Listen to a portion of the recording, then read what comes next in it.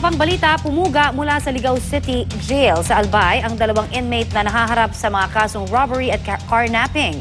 Sa General Santos City naman, nasabat po ng Bureau of Customs ang 10 milyong pisong halaga ng mga smuggled na baboy at manok. Narito ang Ratsyada Probinsya, hatid ni Oscar Oida.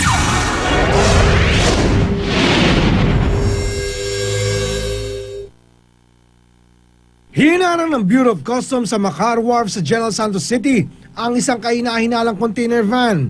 Ayon sa BOC, hindi kasi tugma ang aktual na temperature level ng container sa level na nakalagay sa deklarasyon ng mga produktong laman nito. Nakasaad din sa papeles na savory products ang laman ng container. Pero nang buksan ng BOC, tumambad ang libu-libong kahon ng frozen suckling pig at Hong Kong chicken.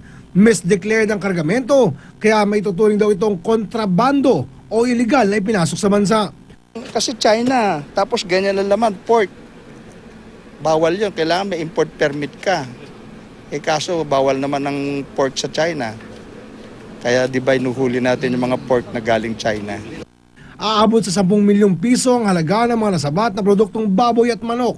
Nakikipag-ugnayan na ang mga otoridad sa kumpanya kung saan nakapangalan ang kargamento. Tinutugis ngayon ang dalawang inmate na pumuga mula sa Ligao City Jail sa Albay. Ayon sa mga otoridad, nilagari ng mga pugante ang grill sa isang CR sa kulungan. Hindi raw namalayan ng jail guard ang pagtakas dahil malakas ang ulan nang mangyari ito madaling araw kahapon.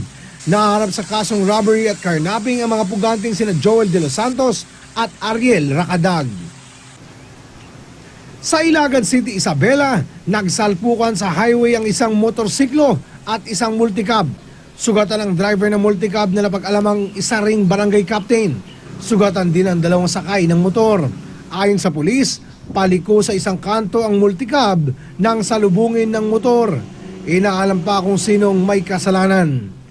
Para sa unang balita, Oscar Oida reporting.